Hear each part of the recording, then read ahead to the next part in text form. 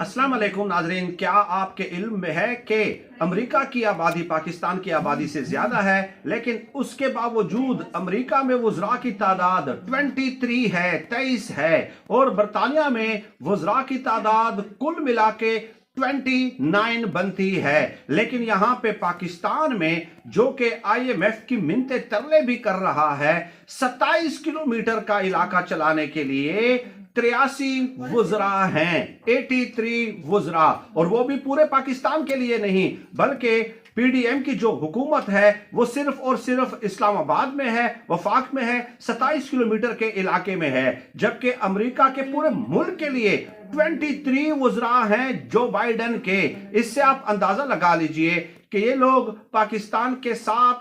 किस कदर मुखलिस हैं। कमेंट्स में मैं आपकी राय का मुंतजिर रहूंगा।